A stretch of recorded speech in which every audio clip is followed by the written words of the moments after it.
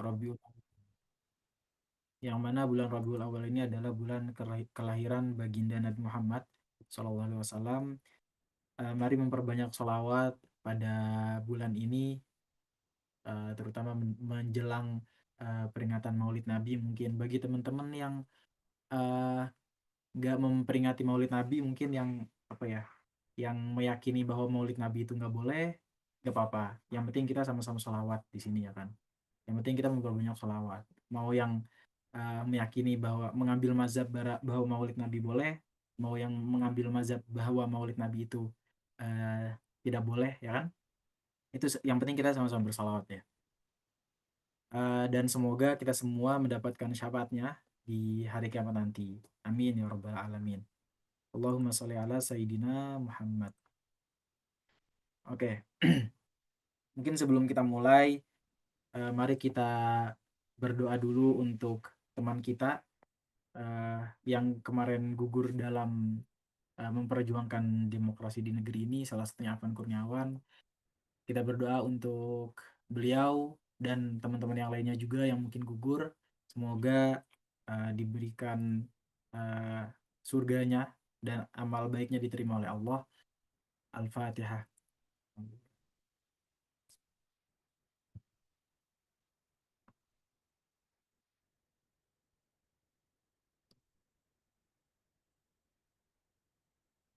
Oke. Dan mungkin saya ingin mengingatkan lagi untuk teman-teman semua ya, terutama yang masih muda mungkin ya, yang masih ngikut demo kayak gitu, untuk stay safe dan tetap pantau mungkin influencer kayak Ferry Irwandi dan lain sebagainya untuk info-info aksi, biar kita walaupun demo tetap dengan kepala yang tenang gitu loh, dengan otak yang tenang, gak gampang terprovokasi, gak gampang panas dan lain sebagainya. Stay safe pokoknya buat semuanya. Dan alhamdulillah pada pertemuan keempat kali ini kita membahas ayat keempat dari surat Al-Fatihah yang berbunyi Maliki Yaumiddin. Nah, di sini saya ngambil judulnya The King of the Kings karena siapa lagi ya kan raja dari segala raja kalau bukan Allah gitu kan. Biasanya kalau di film-film atau di cerita-cerita itu kan banyak kayak mengakui bahwa dia ini adalah the King of the Kings ya kan. Padahal sebenarnya the King of the Kings adalah ya Allah Subhanahu wa taala. Ya, ini salah satu ciptaannya Gunung Jaya di Papua ya kan. Yang mana ya itu sebagai bukti bahwa Allah adalah the King of the Kings. Nah, uh, seperti biasa ya kan, ketika kita membahas ngaji makna ini, kita ngebedah dari berbagai bagian atau berbagai part ya kan. Ya kalau kemarin alhamdulillahirabbil alamin, kita bedah dari alhamdulillah rabbil alamin. Nah, sekarang kita bedah jadi dua bagian. Bagian pertama Maliki dan bagian yang kedua tentang Yaumiddin.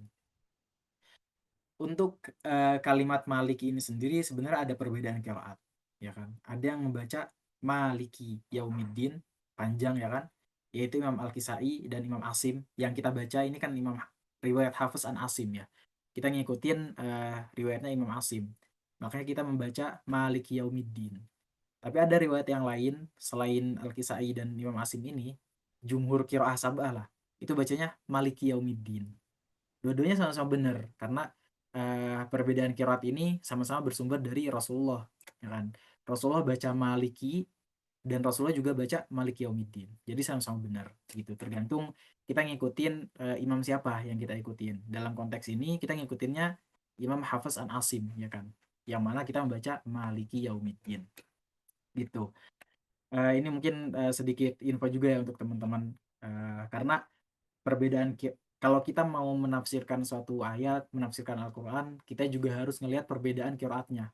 Karena bisa jadi perbedaan qiraat itu menafsirkan satu sama lain. Perbedaan qiraat itu menafsirkan satu sama lain. Bahkan bisa membuat perbedaan dalam fikih juga ya. Nah, mungkin di kesempatan lain kita bahas ya. Gimana perbedaan qiraat, perbedaan cara baca ini bisa uh, bisa berhubung, bisa berimplikasi ke perbedaan fikih ya kan. Sekarang kita fokus ke ini dulu. Ada yang baca Maliki, ada yang baca Maliki. Bedanya apa? Bedanya lafaz Maliki yang berarti adalah pemilik ya kan. Sedangkan lafaz maliki pendek berarti raja. Bedanya itu. Kalau maliki itu dari isim fa'il, ya kan. Mungkin teman-teman yang bisa bahasa Arab, yang pernah belajar bahasa Arab, tahu yang namanya isim fa'il. Contoh misalnya kataba, itu kan menulis. Kalau katib itu orang yang menulis. Qoro'a membaca. Qori orang yang membaca. Nah, Malik juga gitu, sama seperti Qori, sama seperti Katib, sama seperti apa misalnya. Yaitu dari satu wazan yang sama. Ada wazan itu apa ya? Timbangan kata yang sama ya kan. Maliki. Nah, artinya pemilik. Sedangkan lafaz Malik artinya adalah raja. Makanya kalau kita ngelihat mungkin teman-teman pernah dengar ya, salah satu universitas di Arab Saudi. Namanya Jamiah Malik Saud, ya kan? Atau Universitas King Saud, Raja Saud. Itu pakai kalimat Malik, bukan Malik Saud, tapi Malik. Karena Malik ini berarti raja, ya kan? Nah, itulah secara singkat artinya. Kemudian lafaz Maliki itu berarti bahwa Allah itu memiliki seluruh dunia ini. Karena kan pemilik artinya. Nah, termasuk hari pembalasan, Yaumiddin. Karena pada hari itu, pada hari pembalasan, pada hari kiamat nanti, tidak ada seorang pun yang bisa memiliki apapun. Cuma Allah yang bisa memiliki, ya kan. Misalnya kita punya HP, ya kan. Pada hari pembalasan nanti, ya kita nggak bisa tuh ngeklaim HP itu. Ngeklaim memiliki HP itu nggak bisa. Udah nggak berguna lagi harta kita, gitulah istilahnya. Karena cuma Allah yang bisa memiliki pada hari itu. Nah, kemudian kalau lafaz maliki, tafsirannya adalah, lafaz maliki, yang berarti raja, tafsirannya adalah bahwa Allah adalah raja dari segala raja, dan raja dari segala sesuatu, termasuk raja di hari pembalasan nanti. Nggak ada seorang pun raja di dunia ini yang bisa mengklaim sebagai raja pada hari pembalasan nanti. Bayangkan maksud dari lafaz maliki itu, bahwa Allah raja di hari kiamat nanti. Ya mau lu raja, raja apa, raja Saudi, raja Britania Raya, ya kan, Inggris, atau Fir'aun, raja apapun lah, atau raja Sunda Empire, ya kan, coba tuh Sunda Empire, itu nggak bisa mengakui sebagai raja di hari kiamat nanti, karena satu-satunya raja pada waktu itu adalah Allah. Nah itu, jadi setiap perbedaan qiraat ini punya tafsirannya masing-masing. Kalau maliki, ya berarti pemilik, bahwa pada hari kiamat nanti ya Allah memiliki semua sesuatu, ya kan, dan cuma Allah yang memiliki. Kalau lafaz maliki, ya berarti raja, bahwa pada hari pembalasan nanti Allah satu-satunya raja, nggak ada raja yang lain selain Allah, gitu. Nah, Udah bilang gitu. ini juga dikuatkan ya Udah dengan bilang gitu. eh, ayat dan hadis dari Rasulullah, ya kan. Ayat yang menguatkan bahwa Allah menguasai atau menjadi raja di hari pembalasan nanti adalah ayat ini. Limanil mulkul yaum, ya kan. Milik siapakah kerajaan pada hari ini? Ya kan. Kemudian dijawab lillahil wahidil qahar. Untuk Allah lah kerajaan pada hari ini. Hari ini, al yaum di sini maksudnya adalah yaumiddin, hari pembalasan gitu. Jadi Al-Qur'an itu saling menafsirkan satu ayat dengan ayat yang lainnya. Kemudian Rasulullah juga bersabda, yaqbidullahul ardo yaumal qiyamah. Pada hari kiamat Allah akan menggenggam bumi, ya kan? Wa yaqis samaa biyamini, dan melipat langit dengan tangan kanannya. Tsumma yaqul, lalu Allah berfirman, Anal Malik, aina mulukul ard. Akulah raja, di manakah raja-raja bumi yang dahulu merasa berkuasa. Gitu. Jadi apa istilahnya? Mungkin kalau anak zaman sekarang recall-recall gitu ya. Mana nih yang dulu sombong gitu sebagai raja, raja di suatu negeri misalnya, atau sebagai anggota dewan DPR gitu kan, yang bilang eh, rakyat itu tolol, yang ikut demo itu tolol, ya kan, ada kan kemarin yang bilang gitu. Nah nanti pada hari kiamat nanti, ya Allah bakal bilang, mana nih yang dulu sombong nih DPR gitu kan, akulah raja Anal Malik itu pada hari kiamat. Kemudian di hadis lain dari riwayat Muslim, inna akhna asmin indallahi rajulun tasamma malikal amlak. Sesungguhnya nama yang paling hina di sisi Allah adalah seorang laki-laki yang menamai dirinya Malikul Amlak, yang mana artinya adalah raja dari segala raja atau the king of the kings, ya kan. Kemudian Imam Muslim menambahkan bahwa la malika illallah azza wajal, tidak ada pemilik atau tidak ada raja selain Allah yang maha agung, ya kan. Itu beberapa hadis yang menafsirkan dari ayat Malik Yaumiddin itu juga. Ini ada, bisa dicek di kitab Tafsirul Qur'anil Azim karyanya Imam Al-Qurtubi. Jadi nggak perlu kita sombong di dunia ini walaupun punya jabatan, ya kan. Apalagi belum setingkat raja gitu kan udah sombong. Nah, karena pada akhirnya nanti at the end of the day ya Allah adalah raja segala raja gitu. Kemudian selanjutnya karena kan tadi ada perbedaan qiraat ya, ada yang baca Maliki, ada yang baca Maliki. Kalau kita masuk ke ilmu balaghah atau ilmu retorika bahasa Arab, ya kan.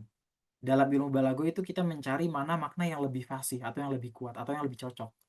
Nah, para ulama juga ini tuh diskusi yang lebih ablag, ya kan. Sebenarnya dua-duanya sama-sama fasih, sama-sama bagus ya kan maknanya. Cuman mana yang lebih bagus daripada yang lainnya? Mana yang lebih cocok sesuai konteks, ya kan. Nah, ada yang bilang Maliki, ya kan, seorang pemilik itu lebih cocok dengan konteksnya. Ada yang bilang raja itu lebih cocok, lebih lebih cocok lah dengan konteksnya. Ya emang ini menariknya kalau kita bedah balago ya, kalau kita bedah retorika bahasa Arab.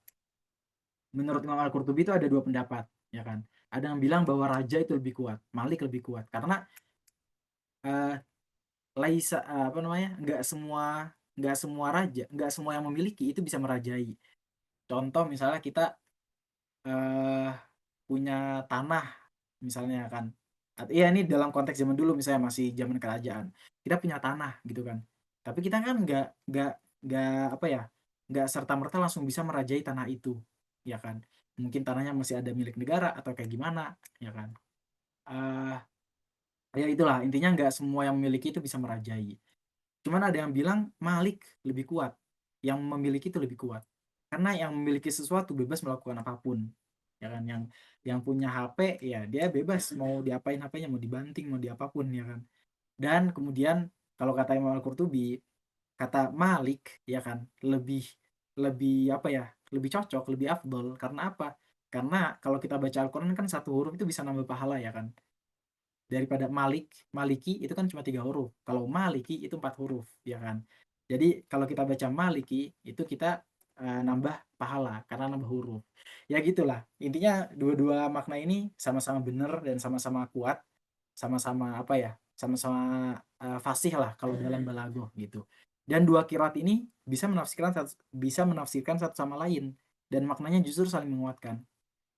Saya pernah bikin tulisan juga di Medium ya kan tentang ayat ini bahwa eh kenapa ada perbedaan sih di ayat 4 ini? Ada yang baca Maliki, ada yang baca Maliki. Yaitu berarti bahwa Allah ini adalah raja dan sekaligus memiliki. Karena nggak semua raja juga memiliki kan. Misalnya raja eh, kita katakanlah raja dari Arab Saudi misalnya, ya kan. Nggak serta merta dia memiliki HP setiap orang, ya kan. Nggak serta merta dia memiliki apa ya, rumah setiap orang misalnya, kan nggak serta-merta gitu kan. Nah, tapi Allah adalah raja sekaligus yang memiliki semuanya, gitu. Jadi, perbedaan ini bisa menafsirkan satu sama lain. Allah adalah raja, sekaligus Allah adalah yang memiliki alam semesta ini, gitu. Kemudian ini, menurut Ibnu Asyur ya, karena kan yang sempat kita bahas sebelumnya bahwa, alhamdulillahi rabbil alamin. Rabbil alamin, Tuhan semesta alam itu adalah sifat dari Allah. Ar-Rahmanir Rahim itu adalah sifat dari Allah juga. Malik Yaumiddin adalah sifat dari Allah juga, ya kan? Kemudian menurut Ibnu Asyur, pernyataan sifat yang keempat ini, Malik Yaumiddin, setelah 3 sifat yang disebutkan sebelumnya, Rabbul Alamin, Ar-Rahman dan Ar-Rahim, itu bukan sekedar rangkaian sifat, melainkan muncul sebagai konsekuensi dari sifat sebelumnya. Maksudnya apa? Gini loh, karena kan kita manusia ini disebut sebagai makhluk mukallaf. Mukallaf itu yang apa ya, di diperintahkan untuk ikut syariat lah. Kayak kita sholat, ya kan, kita diwajibkan sholat, diwajibkan eh, untuk apa ya, melaksanakan kewajiban lah dan menjauhi segala larangan Allah. Itu kita makhluk mukallaf, ya kan. Dan sebagian besar syariat itu mengandung unsur yang mengeluarkan mukallaf dari dorongan hawa nafsunya. Maksudnya adalah kita dalam syariat itu kita apa ya, kita dipaksa untuk melawan hawa nafsu kita. Misalnya kita pengennya ya males-malesan aja tidur, tapi ternyata kita disuruh sholat. Atau misalnya kita pengen ngelakuin, misalnya pengen apa ya, katakanlah minum Homer gitu kan. Kita pengen, hawa nafsu kita pengen. Cuman kan karena kita paham syariat, ya kan, akhirnya kita tunduk gitu. Kita melawan hawa nafsu kita. Nah, di sini karena cenderung apa ya, syariat itu melawan hawa nafsu ya kan. Dikhawatirkan sifat-sifat yang sebelumnya Rabbul Alamin, Rahman, Rahim, kasih sayang ya kan. Takutnya justru sifat-sifat tadi itu disalahartikan oleh manusia, oleh orang-orang mukallaf dan malah jadi meremehkan beban perintah dan larangan dari Allah gitu. Jadi kayak Allah mah maha maha pengasih gitu kan. Allah Rahman Rahim. Kita misalnya sedikit apa namanya ngelakuin dosa juga nggak apa-apa lah gitu. Nah, takutnya disepelekan. Makanya di ayat keempat ini disebut bahwa Allah Malik Yaumiddin. Allah adalah raja, Allah adalah yang memiliki hari pembalasan. Kemudian kenapa juga disebutin hari pembalasan, bukan hari di dunia ya kan? Maliki dunia misalnya raja dari dunia, karena pada hari pembalasan itulah orang udah nggak bisa ngelak lagi gitu loh. Orang yang ngelakuin dosa ya udah diliatin dosanya, ya udah nggak bisa ngelak lagi, ya kan? Nah, di sini nih di yang paragraf terakhir, oleh sebab itu sesuai tuntutan konteks, sifat-sifat tersebut ditutup dengan peringatan bahwa Allah adalah pemilik atau penguasa hukum pada hari pembalasan. Hari di mana setiap jiwa diberi balasan sesuai amal perbuatannya. Balasan inilah yang menjadi sebab manusia berusaha patuh dan menjauhi larangan demi terpeliharanya kemaslahatan alam. Ada tuh orang barat ya, siapa ya waktu itu, sempat dibilang juga sih sama dosen ya kan. Kata dia, mungkin yang tahu bisa komen juga ya. Lupa namanya siapa. Kata dia, adanya hari pembalasan, adanya hari akhir, hari kiamat, itu adalah cara Allah menegakkan keadilannya. Karena bisa jadi ketika di dunia ada hukum-hukum yang gak adil. Ya contohnya kayak misalnya ada aparat yang ngelindes ya kan, ngelindes ojol, ngelindes rakyat ya kan. Itu kita nggak tahu ya kan apakah udah dihukum seadil-adilnya atau belum. Nah, itulah gunanya hari pembalasan, agar orang-orang seperti itu ya bisa dihukum dengan adil gitu kan. Bisa apa ya, dikasih masuk ke pengadilan yang sangat-sangat adil dan la zulma gitu kan. Nggak ada yang dizolimi pada hari maksudnya nggak ada yang dizolimi itu ya karena adil gitu loh. Dia apa namanya ngelindes manusia sampai meninggal ya kan, ya udah diadili sesuai perbuatannya itu gitu. Kenapa disebutin Yaumiddin, bukan Malikid Dunya atau Malikul Alamin, raja semesta alam, tapi khusus Yaumiddin, hari pembalasan. Itulah kata Ibnu Asyur, salah satu ahli tafsir dari Tunisia. Nah, kita masuk ke bagian dua ya. Ke bagian dua, uh, yang mana ini adalah Yaumiddin, Maliki Middin. Kita bahas arti yaum dulu. Ya, mungkin kita semua udah tahu ya, yaum itu artinya adalah hari ya kan. Simple banget, yaum adalah hari, makanya kita nggak panjang lebar juga ngebahas yaum ini. Tapi kalau di Ibnu di Mu'jam Maqayisil Lughah karangan Ibnu Faris, huruf ya, wawu dan mim, maksudnya yaum, membentuk satu kata yaitu al-yaum, yakni satuan dari al-ayam atau hari-hari. Kemudian kata ini dipakai secara kiasan untuk menunjukkan perkara besar. Makanya kalau orang Arab tuh berkata ni'ma fulanun fil yaum idza nazala. Si fulan adalah orang yang sangat baik ketika turun menghadapi suatu peristiwa besar ya kan.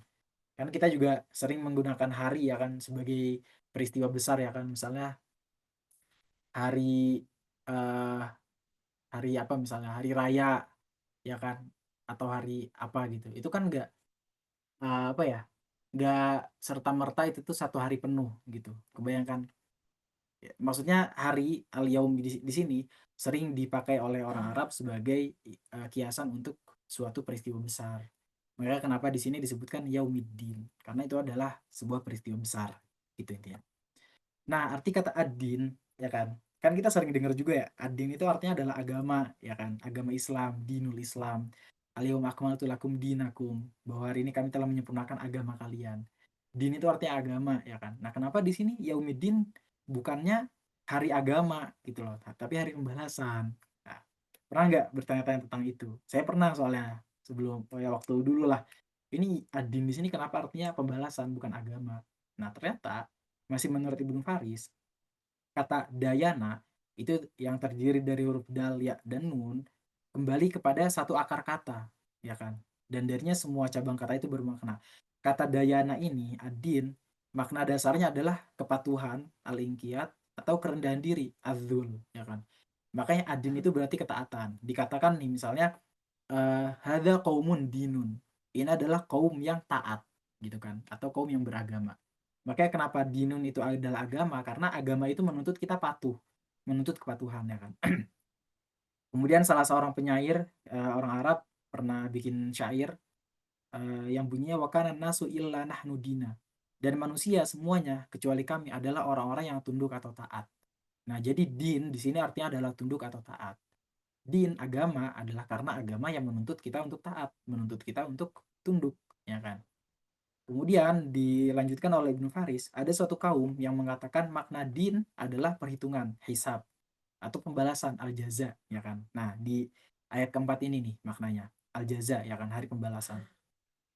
Dan makna manapun dari keduanya yang dimaksud, itu adalah suatu perkara yang manusia tunduk kepadanya. Kenapa ad-din di sini berarti jaza atau pembalasan? Karena pada hari pembalasan, ya kita tunduk pada Allah. Kita nggak bisa ngapa-ngapain lagi, nggak bisa protes, ya kan? Udah kita tunduk gitu loh pada apapun keputusan dari Allah di hari pembalasan nanti. Nah, makanya kenapa disebut yaumiddin gitu. Jadi ad-din ini uh, artinya adalah ya bisa berarti arti dasarnya adalah tunduk dan patuh, ya kan? Dan semua kata yang berasal dari kata dayana itu ya menuntut kepatuhan, ketundukan. Salah satunya din agama, salah satunya ad-din hari pembalasan gitu. Nah, ini juga dikuatkan lagi ya kan penafsiran bahwa ad-din di sini adalah pembalasan di Al-Qur'an, ya kan. Yaumaidzi yuwaffihimullahu dinahumul haqq. Pada hari itu Allah menyempurnakan balasan yang sebenarnya bagi mereka. Din di sini bukan agama kan kalau kita ngeliat artinya. Ini terjemahan dari Kemenak ya. Din di sini bukan agama, tapi apa? Balasan. Menyempurnakan balasan yang sebenarnya bagi mereka. Nah, ini. Din juga dipakai sebagai balasan. Kemudian dalam hadis juga ada al-kayyisu mandana nafsah. Orang cerdas adalah orang yang menghisap dirinya dan beramal untuk persiapan setelah mati. Wa amila lima ba'dal maut. Wal ajizu man atba'a nafsah hawaha wa tamanna 'ala Allahil amani. Dan orang yang lemah adalah orang yang mengikuti hawa nafsunya, lalu hanya berangan-angan kepada Allah dengan harapan kosong. Nah, kata kuncinya di sini adalah mandana nafsah, dana, ya kan. Ini berasal dari kata yang sama juga, dayana, ya kan. Dari akar kata yang sama dengan din juga. Di sini apa? Makna dari hadis ini adalah menghisap dirinya gitu loh. Jadi yaumidin adalah pada hari pembalasan, hari hisab, yaumul jaza gitu. Jadi makna yaumidin ini juga dikuatkan dengan Al-Qur'an dan dikuatkan juga dengan hadis Rasulullah Shallallahu alaihi wasallam. Kemudian kenapa sih dikhususkan hari pembalasan, ya kan? Bukan hari yang lain. Ya ini sempat saya sebut juga kan tadi, kenapa Malik Yaumiddin bukan Malikid Dunia atau Malikil Alamin atau Malikul Alam, ya kan? Raja dari alam semesta, raja dari dunia ini. Kenapa disebutnya raja dari hari pembalasan? Karena ini adalah awal mula kekekalan, kata Imam Ibnu Asyur, ya kan. Hadza awwalu yaumin min ayyamil khulud. Ini adalah awal mula kekekalan. Karena ketika kita setelah hari pembalasan diputuskan masuk surga, kita kekal di surga. Diputuskan masuk neraka, kita kekal di neraka. Ya kan? Karena poin pentingnya adalah biar kita mindful, biar kita ngeh gitu bahwa emang ini tuh awal mula kekekalan gitu. Dan apapun yang kita lakukan di dunia ini, ya kan, apapun yang kita tanam akan kita tuai di hari hari itu, hari pembalasan itu. Kemudian yang kedua adalah karena nggak ada lagi yang bisa ngaku-ngaku sebagai raja pada hari itu. Mungkin kalau misalnya Allah bilang Malikil Alamin, ya kan, raja dari semesta alam, ya kan. Ada misalnya ya orang-orang kayak Firaun lah yang ngaku sebagai raja, sebagai Tuhan, bilang bahwa enggak kok, saya ini raja gitu loh, bukan Allah, ya kan. Kayak yang dibilang Firaun itu kan yang di surat An-Nazi'at, ana rabbukumul a'la, bahwa saya adalah Tuhan kalian yang tinggi, yang maha tinggi, ya kan. Ya gitulah, Firaun ngaku sebagai raja, sebagai Tuhan, ya kan. Nah, kalau walaupun ya emang itu tuh nggak benar, maksudnya no debat lah bahwa Allah ini adalah Tuhan, Allah ini adalah raja. Cuman Allah fokuskan pada Yaumiddin, hari pembalasan, biar orang-orang yang kayak Firaun yang ngaku-ngaku sebagai raja, ngaku-ngaku sebagai Tuhan pun ngeh bahwa pada hari ini emang mereka udah nggak bisa ngaku-ngaku lagi sebagai raja gitu. Disebutkan juga di surat An-Naba ayat 35, yauma yaqumur ruh wal malaikatu saffa. Pada hari itu ketika ruh dan para malaikat, ruh ini maksudnya Jibril lah, berdiri bersaf-saf, kemudian mereka berkata la yatakallamuna illa man adzina lahur rahman wa qala shawaba. Mereka tidak berbicara, maaf, artinya adalah mereka tidak berbicara kecuali yang diizinkan oleh Tuhan yang Maha Pengasih dan Dia mengatakan yang benar gitu. Ya pada hari akhirat, di akhirat nanti, di hari pembalasan, orang-orang yang ngaku raja, yang ngaku bisa ngalahin Allah ini kayak Firaun gitu ya, mereka nggak bisa ngapa-ngapain, bahkan bahkan berbicara aja nggak bisa. La yatakallamuna illa man adzina lahur rahman. Mereka nggak bisa berbicara. Makanya kenapa ini disebutkan dikhususkan hari pembalasan, bukan al-alamin itu. Nah, ini kita masuk ke bagian yang terakhir ya kan. Kita tadi udah sempat ngebahas makna-maknanya dari segi balago, dari segi bahasa Arab ya kan, akar katanya dan lain sebagainya. Sekarang kita mungkin mau faedah ya, apa ya istilahnya, sebagai tambahan gitu, sebagai bahan introspeksi untuk kita ya kan. Diceritakan bahwa para sahabat itu selalu memuhasabah dirinya sendiri. Muhasabah itu artinya yang menghitung, evaluasi lah. Selalu mengevaluasi dirinya sendiri dan ngajak orang lain untuk mengevaluasi juga. Contohnya Umar Al-Faruq ya kan, Umar bin Khattab bilang, hasibu anfusakum qabla an tuhasabu. Hisablah diri kalian sebelum kalian dihisab. Wazinu anfusakum qabla an tuzanu. Dan timbanglah diri kalian sebelum kalian ditimbang. Wa ta'ahabu lil ardil akbar ala ma la takhfa alaihi a'malukum. Dan bersiaplah untuk perjumpaan yang paling agung di hadapan Allah yang tidak ada amal kalian yang tersembunyi darinya. Nah, kemudian Umar pada waktu itu mengingatkan dengan ayat yauma idzin tu'raduna la takhfa minkum khafiyah. Pada hari itu kamu dihadapkan kepada Allah, tiada sesuatu pun dari keadaanmu yang tersembunyi. Kita nggak bisa nyembunyiin apapun pada hari itu. Itu makanya di apa namanya, untuk menutup ngaji makna episode 4 ini ya kan, mari kita ingat-ingat kata-katanya Umar bin Khattab ini. Mungkin kalau bisa taruh di jadwal paper HP lebih baik gitu, biar kita selalu muhasabah. Hasibu anfusakum qabla an tuhasabu. Hisablah diri kalian sebelum kalian dihisab. Maksudnya dihisab ini apa? Dihisab di yaumul hisab nanti ya kan, ketika kita dihisab sama Allah. Ya lebih baik kita evaluasi dulu sekarang. Apa amal kita yang kurang? Apa dosa kita yang masih sering kita lakuin sebelum nanti kita dihisap, dievaluasi sama Allah ya kan. Ketika kita udah dihisap sama Allah ya kita nggak bisa memperbaiki gitu, karena ya udah kita nggak bisa ngulangin ke dunia lagi, nggak bisa ngulangin uh, berbuat amal soleh lagi, nggak bisa ngulangin apa namanya, pengen sholat pengen sedekah, karena kan itu ya yang di apa namanya, yang dibilang di Al-Quran kan, bahwa nanti orang-orang yang gak sholat itu bakal nyesel ketika di akhirat nanti. Mereka pengen balik lagi ke dunia, pengen apa? Cuma pengen sholat aja. Kayak gitu. Hasibu anfusakum qabla an tuhasabu.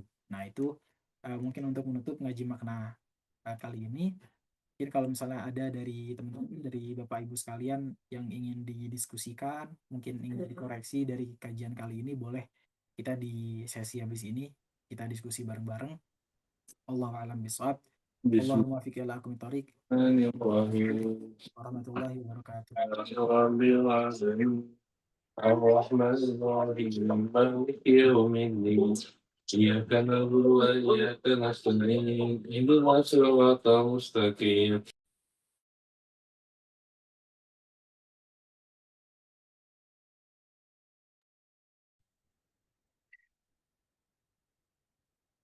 Baik, Masya Allah.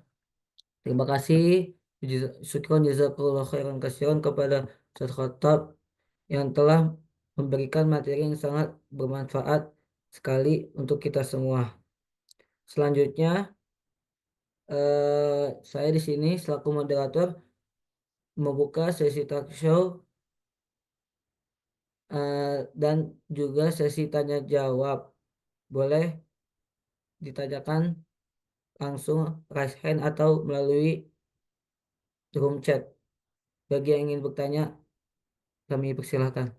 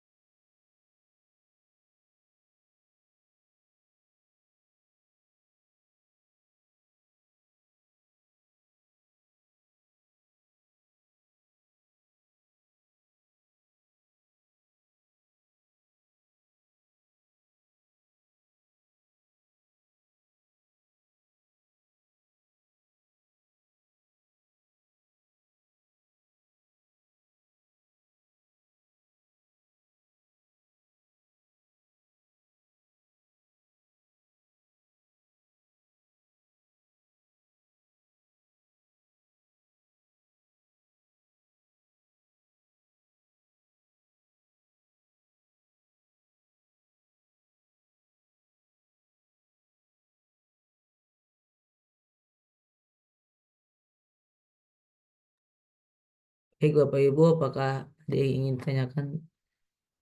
Boleh. Jika masih ada yang belum memahami materi yang disampaikan oleh Ustadz Khotab, boleh untuk bertanya.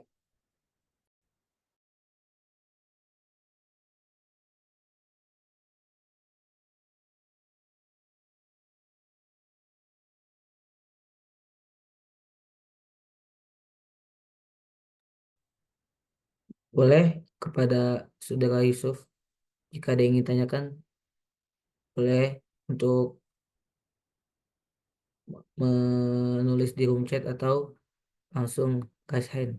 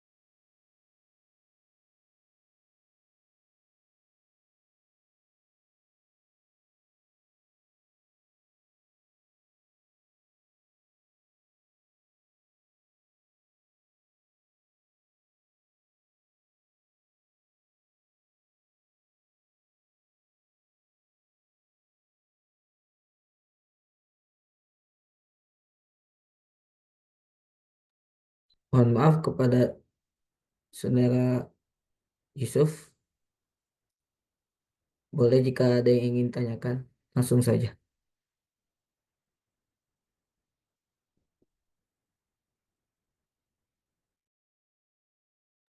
Atau ada dari Bapak Ibu yang lain yang ingin bertanya, boleh untuk segera untuk bertanya saja.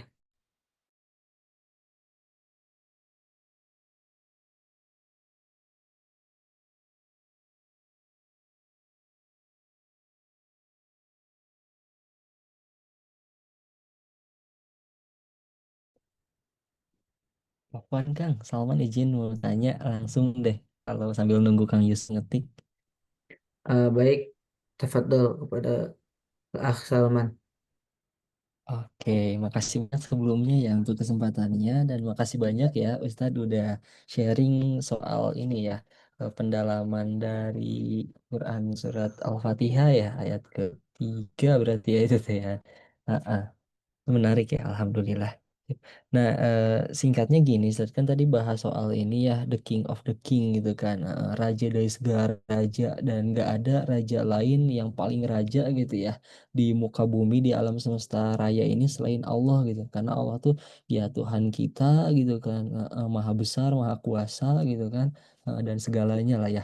Mm. Tapi sama tuh pernah baca suatu novel yang dimana judulnya itu Iblis Menggugat Tuhan gitu. Nah, si novel ini sebenarnya menurut Salman kontroversi ya gitu kan. Karena menurut Salman itu emang boleh ya Tuhan itu digugat gitu. Salman kan nggak tahu ya nanti kayak di akhirat tuh kayak gimana gitu. Cuma dari sana tuh ketika kita sebagai makhluk emang boleh ya kita ngegugat pencipta kita gitu. Itu yang pertama. Terus yang kedua itu adalah eh, kalau manusia kan dikasih akal ya sehingga dia tuh punya yang namanya ini apa namanya tuh eh aduh lupa lagi namanya tuh bahasa Inggrisnya apa tapi kurang lebih bahasa Indonesia tuh kehendak bebas lah. Heeh. Nah, untuk memilih sehingga ketika manusia itu salah, ya karena dia punya kesadaran, dia udah dikasih akal tapi milih yang salah. Nah, kalau setan, iblis dan yang lainnya, apakah dikasih akal juga gitu? Karena ya ketika dia dilahirkan sebagai iblis, dia nggak bisa milih mau jadi manusia gitu kan. Dan ketika iblis itu dikodratkan sebagai lawannya manusia ya gitu kan, yang dimana dia sumbernya kesalahan gitu kan apakah tadi dia bisa menggugat Tuhan itu sendiri di akhirat atau seperti apa ya? Nah, itu paling dari Salman simpelnya. Terima kasih. Oke. Terima kasih Salman. Eh, Tadi ya pertama tentang novel Menggugat Tuhan, saya sempat denger sih tentang apa nama novel itu, cerita itu, cuman belum tahu ya kayak gimana ceritanya, belum pernah baca novelnya juga gitu loh. Apakah itu mungkin cuma makna hiperbola gitu kan, atau mungkin beneran iblis menggugat Tuhan. Cuman kalau kita tanya misalnya pertanyaannya kan, emang boleh kita menggugat Tuhan ya kan? Ya, eh, pertama ya kan yang harus kita ketahui bahwa nanti di hari kiamat nanti la yatakallamuna illa man adzina lahu rahman, ya kan, kita nggak bisa berbicara kecuali yang Allah izinin kepada kita, ya kan. Kemudian yang berbicara itu bukan mulut kita justru, ya kan. Di ayat yang lain, al-yawma nakhtimu ala afwahihim wa tukallimuna aydihim wa tashhadu arjuluhum, ya kan, yang apa ya, bersaksi atas amal kita ya tangan kita, kaki kita, ya kan, yang kita lakuin untuk apa gitu, waktu waktu di dunia ini gitu. Karena eh, nggak, istilahnya apa ya, udah nggak ada apa sih namanya, pleidoy gitu ya, kalau misalnya di istilah apa namanya, pengadilan gitu, nggak bisa kita mengugat Tuhan pada hari itu, karena ya itu tadi, la yatakalamuna illa man adzina lahur rahman. Mungkin eh, ini kan ada pengecualian ya, nggak bisa ngomong apapun illa man adzina lahur rahman, kecuali yang Allah udah kasih izin untuk berbicara. Nah ini Allah alam, ya kan, untuk berbicara yang mungkin untuk menggugat atau untuk bersaksi atau apapun, ya kan. Tapi kalau kita ngeliat iblis, emang iblis itu pernah, itu kalau kita konteksnya hari akhir ya, kalau hari akhir itu ya emang nggak bisa menggugat. Cuman ketika sebelum hari akhir masih di dunia ini, ya kan, iblis kan pernah menggugat Tuhan ya, yang mereka bilang bahwa kenapa kita sujud ke Nabi Adam gitu, padahal kita lebih baik terbuat dari api. Itu kan bisa dikatakan penggugatan juga kan dari iblis kepada Allah, tapi di dunia ini, ya kan. Kalau di hari pembalasan nanti nggak bisa, nggak ada penggugatan sejauh yang saya tahu ya. Mungkin ya wallahu alam juga, mungkin ada tafsiran yang lain. Cuman itu tadi iblis ya menggugat Tuhannya itu di dunia ini gitu, yang ketika disuruh sujud ke Nabi Adam. Kemudian yang kedua tadi istilahnya free will, bukan free will kan, istilah bahasa Inggrisnya gitu, kebebasan Oh manusia, iya ya benar, kan, Dewi ingat itu. ya kan, free will. Nah, apakah iblis dikasih akal juga gitu kan? Kalau misalnya kita baca di surat Al-Jin, qul uhya ilayya annahu istama'a nafarun minal jin faqalu inna sami'na qur'anan ajaba, ya kan. Eh, bahwa jin pun, ya kan, iblis ini kan di tafsirannya adalah abul jin, ya kan, nenek moyangnya jin gitu. Jadi iblis ini menurut sebagian ulama bahwa iblis ini adalah bagian dari jin, ya kan. Kalau misalnya kita mempertanyakan apakah iblis punya akal, ya berarti kita bisa mendiskusikan apakah jin punya akal, ya kan. Nah kita lihat di ayat yang tadi, ayat pertama surat Al-Jin, jin pun mendengarkan Al-Quran, yang mana ketika jin itu mendengarkan Al-Quran, mereka bilang inna sami'ana Qur'anan ajaba, ya kan, bahwa kita telah mendengarkan Quran yang ajib gitu lah, yang bagus gitu loh, yang indah gitu loh. Nah ketika mereka mendengarkan Al-Quran, jin juga ada yang kafir ada yang mukmin, berarti kan Allah kasih akal untuk memilih, ya kan, nggak seperti malaikat yang emang tugasnya adalah la ya'sunallaha ma amarahum wa yaf'aluna ma yumarun, tugasnya adalah em, apa, menaati segala perintah Allah gitu loh, nggak dikasih akal kalau malaikat kan. Nah kalau jin dan manusia, kalau kita ngelihat dari surat Al-Jin ayat pertama tadi ya, jin juga atau iblis juga ya berarti masih dikasih akal untuk memilih, ya kan. Nah ini ya mungkin free will ya, mungkin di iblis juga ada pembahasan tentang free will tuh, filsafat free will gitu mungkin ya, gitu mungkin. Salman udah terjawab mungkin, Oke, Salman. menarik. Jadi dibahas juga ya di Quran Surat Al-Jin tentang itu, bahwa ternyata setan, iblis, dan mereka lah ya, kelompoknya itu emang dikasih akal gitu ya. Iya. Beda sama malaikat yang nggak dikasih akal, sehingga mereka patuh ya, tunduk patuh 100% gitu ya. Mhm. Bener, bener, makanya Quran Oke. juga kan diturunkan untuk jin juga kan, bukan cuma manusia. Oh, Ada untuk jin jin yang juga mukmin, deh. iya, itu kan Oh, di yang surat Al-Jin ayat 1, mereka ngedengerin Quran kan, oh mereka tuh ngedengerin jin Quran. juga mendengarkan. Terus di surat Oke. Al-Aqaf, ya kan, ada ayat bunyinya wa id sorofna ilaika nafarum minal jinni yastami'una al-Quran, ya kan. bahwa Heeh. jin itu yastami'una al-Qur'an, mereka mendengarkan Al-Qur'an juga. Falamma hadaruhu qalu ansitu, ketika diperdengarkan Al-Qur'an mereka bilang, "Diem," gitu. Kita lagi dengerin Quran, ya kan. Falamma qudiya walau ila qaumihim mudbirin, ya kan. Qalu ya qaumana inna sami'na Qur'an, gitu kan. Ya mereka berdakwah juga ke kaumnya, gitu kan. Ada tuh salah satu hadisnya juga bahwa Rasulullah pernah, ya kan, ditanyain sama sahabat ya, ini au fima ma'anahu ya. Kurang lebih gini hadisnya, ya kan. Rasulullah ditanyain sama salah satu sahabat, dari mana, ya kan. Nah, Rasulullah bilang habis mendakwahi jin, gitu. Jadi jin juga ya sama seperti manusia, ada yang mukmin, ada yang kafir, ya kan. Nah, konsekuensi atau bukan konsekuensi atau mungkin apa ya? Ya ketika seorang makhluk bisa diberi pilihan antara mukmin dan kafir, ya berarti dia punya akal. Kalau malaikat nggak ada yang mukmin, nggak ada yang kafir, karena nggak dikasih akal. Manusia dan jin ada yang mukmin, ada yang kafir, berarti ya dikasih akal, gitu. Ada free will untuk jin. Oke, menarik ya. Nah, ketika ada jin yang ini ya, yang mukmin dan kafir, apakah mereka berperang, Ustaz? Apa? Mereka apa? Berperang. Oh, kalau itu kalau itu orang tahu ya. Saya belum pernah ngobrol dengan jin. Mungkin Yang ya Julnarisa mungkin Mm-mm, tahu ya, apakah jin itu mungkin berperang. ya. Cuman saya sendiri belum tahu. Apakah jin Iya, berperang juga nggak mungkin soal. ya? Mm-mm. Mungkin. Karena kan jin itu Iya, mendakwahi satu sama sesama lain. bangsa jin gitu, apakah berperang itu karena kan ada dua golongan ternyata ya.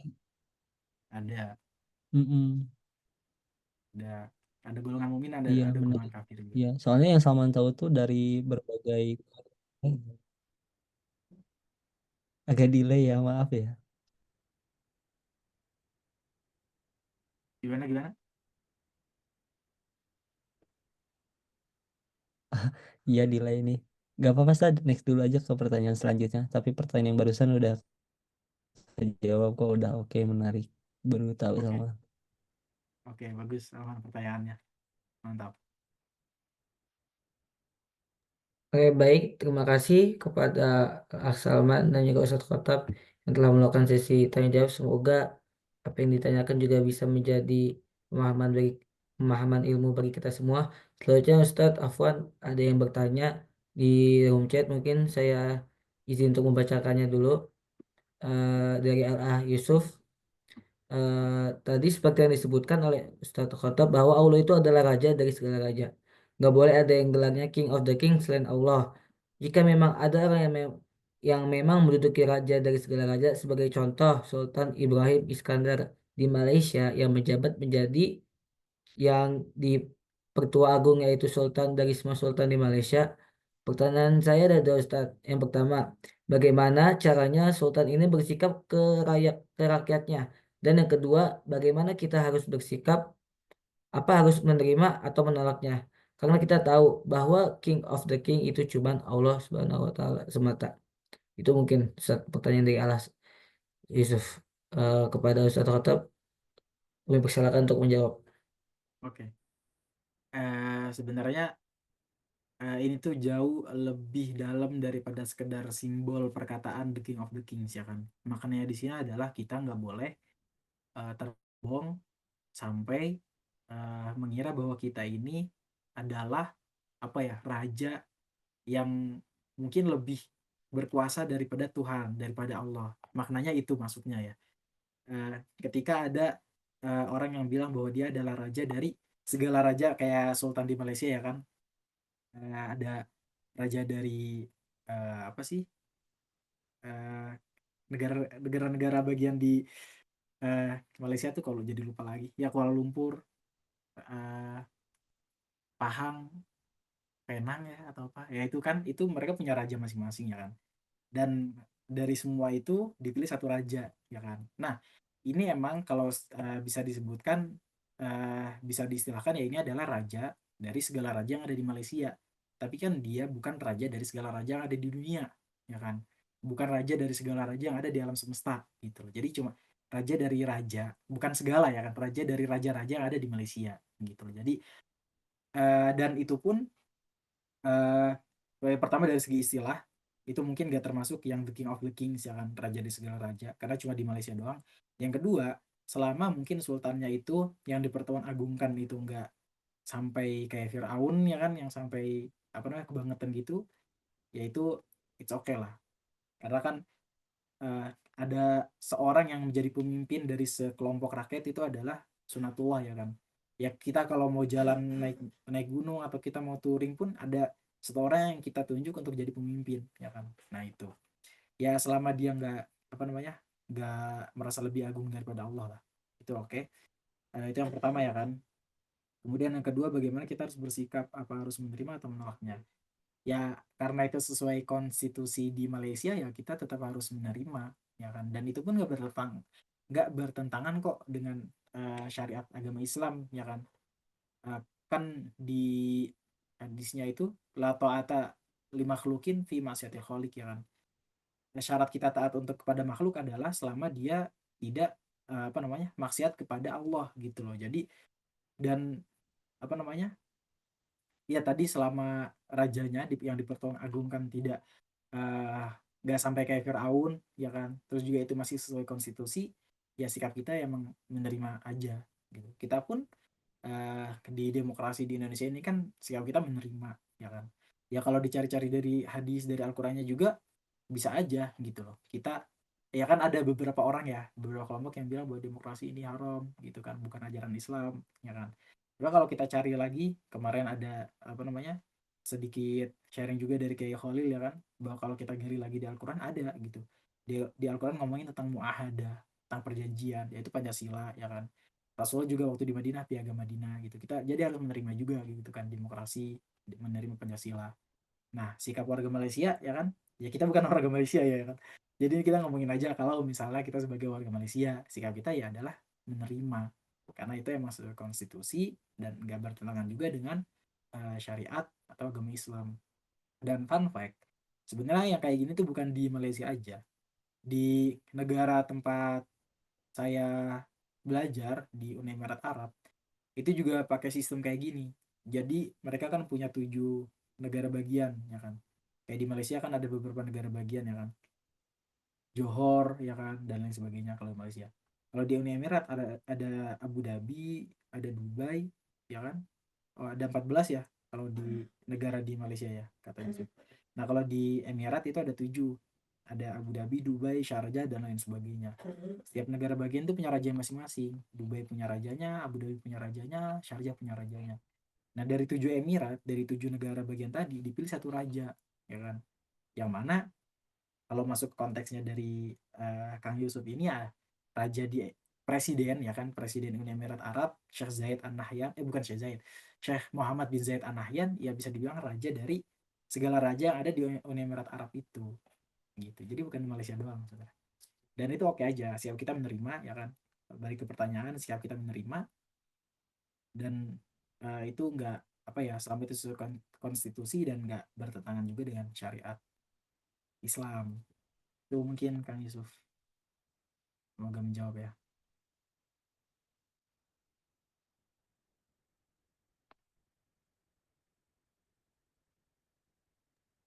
Baik, terima kasih kepada Ustaz. Apakah terjawab jawabannya untuk Al-Akh Yusuf? Mohon maaf.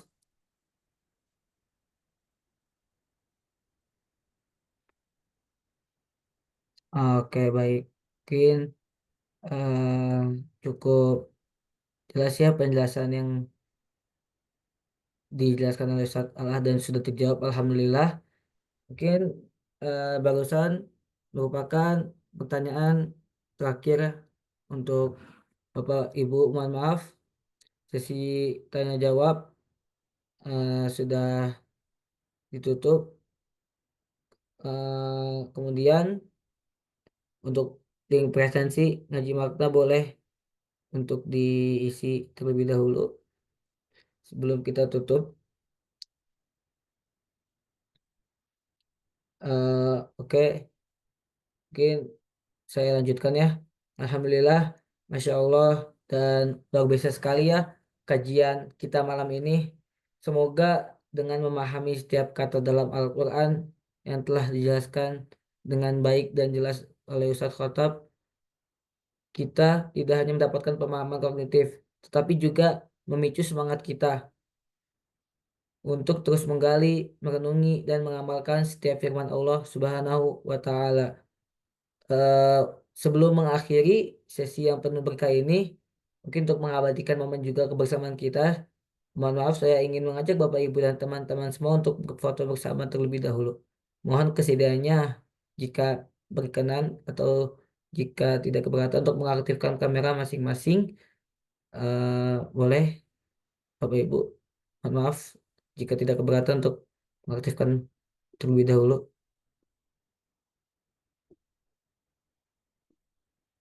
Karena akan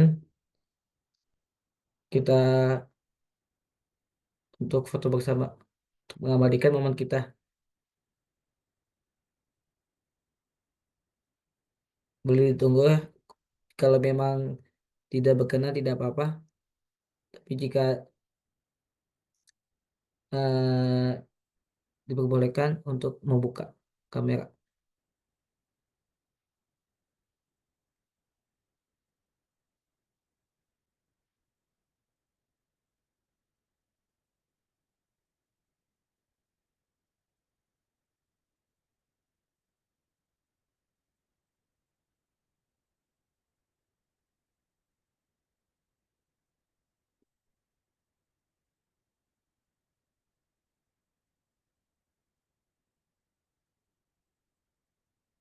Ya, mungkin tidak memungkinkan untuk buka kamera semua. Mohon maaf jika mengganggu. Boleh kita foto terlebih dahulu.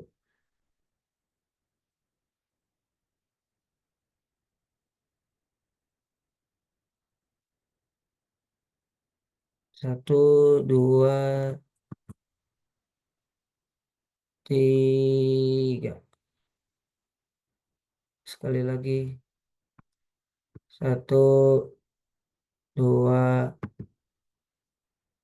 tiga.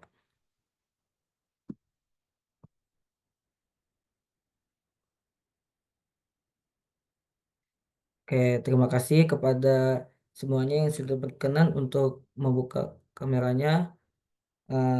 Terima kasih juga kepada Ustadz Khatib yang telah memberikan pemaparannya. Tak lupa lagi kami ucapkan sekali lagi jazakumullah khairan katsirah kepada Rumah Quran Baitus Shalihin sebagai penyelenggara utama agenda ngaji makna ini, serta kepada lembaga Siswaf Amal Madani Indonesia atas dukungan penuhnya. Dan yang paling penting juga saya ucapkan terima kasih kepada Ustadz Muhammad Attab Sofwan Shalihin atas penyelenggara utama agenda ngaji makna ini, serta bimbingan yang sangat berharga pada malam ini. Semoga Allah senantiasa melimpahkan keberkahan dan kesehatan bagi kita semua dan juga kepada Ustadz Khotab. Sebelumnya, terima kasih juga kepada Bapak Ibu, teman-teman sekalian. Mari kita tutup majelis ilmu kita ini dengan mohon ampun kepada Allah, membaca hamdalah dan doa kafar majelis. Dan sebelumnya mohon maaf untuk Ustadz Khotab boleh untuk memimpin doa dulu sebelum penutupan. Terima kasih. Oke. Sebelum berdoa kita beristighfar sebanyak-banyaknya. Astagfirullahaladzim. Bismillahirrahmanirrahim. Alhamdulillahirabbil alamin. Hamdan katsiran thayyiban mubarakan fihi ala kulli hal. Hamdan yuwaffi ni'amahu wa yukafi mazidah. Ya Rabbana lakal hamdu kama yanbaghi li jalali wajhika wa 'azimi sultanika. Subhanaka la nuhsi thana'an 'alaika anta kama athnayta 'ala nafsik. Allahumma salli wa sallim wa barik ala sayyidina Muhammad wa ala ali sayyidina Muhammad. Ya hayyu ya qayyum bi rahmatika astaghith. Allahumma inna nas'aluka bi anna lakal hamd. لا إله إلا أنت المنان بديع السماوات والأرض يا ذا الجلال والإكرام يا حي يا قيوم ربنا هب لنا من أزواجنا وذرياتنا قرة أعين واجعلنا للمتقين إماما ربنا لا تزغ قلوبنا بعد إذ هديتنا وهب لنا من لدنك رحمة إنك أنت الوهاب اللهم انصر إخواننا المسلمين في فلسطين اللهم انصر إخواننا المسلمين في فلسطين اللهم انصر إخواننا المسلمين في فلسطين اللهم اجعل بلدتنا بلدة طيبة ورب غفور. ربنا آتنا في الدنيا حسنة وفي الآخرة حسنة وقنا عذاب النار. ربنا تقبل منا إنك أنت السميع العليم وتب علينا يا مولانا إنك أنت التواب الرحيم. وصلى الله على سيدنا محمد وعلى آله وصحبه وسلم والحمد لله رب العالمين. Alhamdulillah. Amin ya rabbal alamin. Semoga doa yang kita panjatkan semua bisa diijabah oleh Allah Subhanahu wa taala. Amin ya rabbal alamin. Dan semoga ilmu yang kita dapatkan pada malam ini menjadi bekal yang bermanfaat dan memotivasi kita untuk terus menyelami makna-makna Al-Quran. Sekali lagi jangan lewatkan kajian ngaji makna berikutnya, dan informasi mengenai jadwal dan tema selanjutnya akan kami sampaikan melalui grup WA ngaji makna. Saya Akhirul Bani Aska pamit undur diri, mohon maaf atas segala kekurangan yang saya ucapkan, dan wassalamualaikum warahmatullahi wabarakatuh. Terima kasih. Waalaikumsalam warahmatullahi wabarakatuh. Sampai jumpa dan insya Allah kita bertemu di ngaji makna selanjutnya. Bron semua. Terima kasih Jazakumullah. panitia Kang Ahyar, makasih. Makasih sangat. Sama-sama Ibu.